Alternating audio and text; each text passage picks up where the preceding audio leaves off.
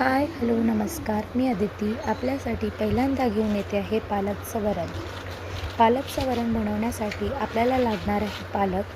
ती पालक आपण स्वच्छ पाण्याने 2-4 पाण्याने धुवून घ्यावी. त्यानंतर आपल्याला लागणारं साहित्य आहे ते आहे तुरीची डाळ. तीसुद्धा 2-4 पाण्याने स्वच्छ धुवून घ्यावी. स्वच्छ धुतल्यानंतर त्या तुरीच्या डाळीत थोडं पाणी टाकून जी धुतलेली पालक आहे ती त्यात टाकावी. त्यानंतर आपल्याला शेंगदाणे टाकावे. शेंगदाणे हे ऑप्शनल आहे. शेंगदाणे टाकल्यानंतर त्याची चव काही वेगळीच येईल. ती आपण कुकरला लावून घ्यावी आणि फोडणी द्यायसाठी एक लसूण, एक कांदा, एक टमाटर, एक मिरची बारीक कट करून घ्यावी. त्यानंतर आपल्याला 4 शिट्ट्या मोठ्या गॅसवर आणि 1 शिट्टी छोट्या गॅसवर झाल्यानंतर कुकर थंड झाल्यानंतर ती डाळ काढून घ्यावी. ती डाळ काढल्यानंतर आपण ती मऊसूत अशी फेटून घ्यावी. मऊसूत यासाठी फेटावी की ती वरणाला जो गाढापणा असतो, जो डाळ असतो तो दिसू नये. त्या दिसला नाही तर आपल्याला खूप छान त्याची चव येईल. ती फोडणी द्यायसाठी पालकचं वरण फोडणी द्यायसाठी आपल्याला 2 टेबलस्पून तेल, जिरं, मोहरी, अद्रक लसूणचा पेस्ट हे टाकावे. त्याचं थोडं परतून घेतल्यानंतर त्यात आपण कांदा टाकावा.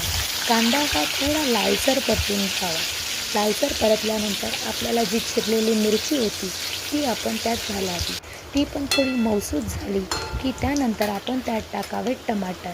टमाटर हे थोडे गलगले झाले पाहिजे, म्हणजे ते मऊसूत झाल्यानंतर त्याची टेस्ट जी असते ती छान येते. त्यानंतर आपण त्यात मसाले टाकायचे आहे. मसाले हे अशा प्रकारचे आहे की आपल्याला अर्धा टेबलस्पून हळद, 1 टेबलस्पून लाल मिरची पावडर, अर्धा टेबलस्पून धने जिऱ्याचं पावडर आणि 1 टेबलस्पून किंवा तुम्हाला जसं मीठ पाहिजे आहे चवीनुसार तसं तुम्ही चवीनुसार मीठ त्यात टाकू शकता. त्यानंतर ते पूर्ण मसाले थोडे परतून घ्यावे.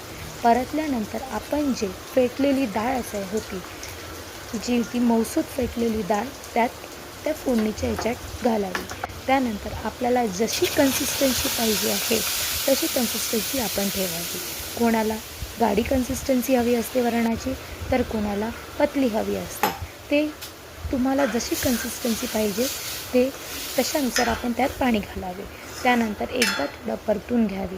परतल्यानंतर आपण त्यात सांबार मसाला, जो इडलीचा सांबार मसाला असतो तो घालावा.